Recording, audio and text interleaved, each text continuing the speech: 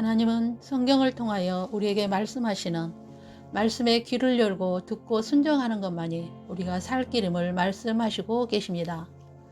오늘 말라기를 통하여 하나님 아버지의 마음을 알고 하나님의 말씀에 순종하는 저와 여러분이 되시길 소망합니다.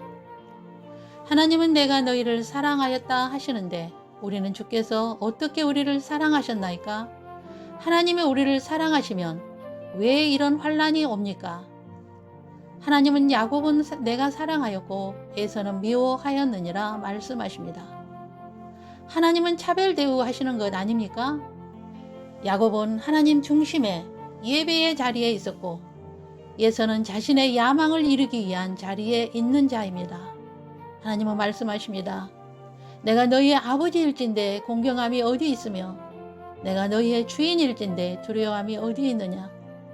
우리가 어떻게 주의 이름을 멸시하였나이까? 너희가 더러운 떡을 나의 제단에 드리고도 어떻게 주를 더럽게 하였나이까 하느냐? 눈먼 희생을 드리고 여호와의 식탁을 경멸히 여기면서 은혜를 구하며 불쌍히 여기소서 하지만 나는 그것을 받지 아니하고 제단 위에 헛되이 불사르지 못하게 성전 문을 닫을 자가 있었으면 좋겠다. 내가 너희를 기뻐하지 않으며 너희가 손으로 드리는 것을 받지도 아니하리라. 예배를 대충 몸만 드리고 예배 드렸다고 자기 만족한다면 그건 더러운 예배요 하나님이 경멸히 여기는 것이 될 것입니다. 제사장은 여호와의 사자로서 옳은 길에서 떠나 레위의 언약을 깨뜨렸으며 이방신의 딸과 결혼하였으며 너의 눈물과 울음과 탄식은 여호와의 제단을 가리게 하는도다. 부르짖는 기도가 자신의 욕심을 위해서 구하는 것이 아니냐? 너희의 먹고 사는 문제 때문에 우는 것이 아니냐는 것입니다. 에스겔 8장에서 여호와의 전 안에 흰 옷 입은 여인들이 애곡하는데 그들의 손에는 단무스를 들고 애곡하고 있으며 나뭇가지를 그 코에 두고 태양을 예배하는 그런 행위가 성전 안에서 이루어지고 있으므로 하나님의 진노로 불쌍히 여기지도 궁휼히 여기지도 않으시며 아무리 부르짖을지라도 내가 듣지 아니하리라고 하시는 말씀이 나옵니다. 이제 우리의 우상을 상수리나무 아래 십자가 아래에 묻고 회개하는 마음과 온전한 마음으로 여호와께로 돌아가야 합니다. 소소하게 생각하고 보았던 오늘의 운세나 타로나 점치는 것까지도 철저히 회개해야 합니다. 예수를 믿는다는 사람들이 점집을 찾아다니고 오늘의 운세를 보며 타로를 보는 것조차 회개하지 않는다면 하나님의 얼굴을 볼 수 없음을 기억하시고 철저히 회개해야 합니다. 우리의 미래는 하나님의 말씀에 있으며 우리의 입의 말에 있습니다. 하나님은 또 말씀하십니다. 내게로 돌아오라. 그리하면 나도 너희에게로 돌아가리라. 하였더니 우리가 어떻게 하여 돌아가리까? 묻는 그들에게 하나님은 하나님의 것을 도적질하고 어떻게 우리가 하나님의 것을 도적질하였나이까 하는도다. 너희가 완악한 말로 나를 대적하고도 우리가 무슨 말로 주를 대적하였나이까 하는도다. 하나님을 섬기는 것이 헛되며 하나님을 섬기는 것이 무엇이 유익하리요? 교만한 자가 복되며 악을 행하는 자가 번성하며 하나님을 시험하는 자가 화를 면한다며 우상 앞에 자신을 맡기며 그들에게 길을 물으려는 이 시대가 바로 말라기 때와 같은 것이 아닐까요? 오히려 하나님을 믿지 않는 자들이 더 잘되는 것을 볼 수도 있기 때문입니다.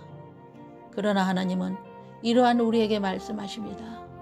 내 이름을 멸시하는 이 시대의 제사장들아, 내 말을 듣고 돌아오라. 내가 너희에게 명령하노니 레위와 세운 나의 언약이 항상 있게 하여 생명과 평강과 그 입에는 진리의 법으로 입술에는 불의함이 없이 화평함과 정직함으로 나와 동행하며 많은 사람을 돌이켜 죄악에서 떠나게 하여 제사장의 입술에는 지식을 지키고 사람들은 그의 입에서 율법을 구하게 하여 제사장의 사자가 되으라고 말입니다.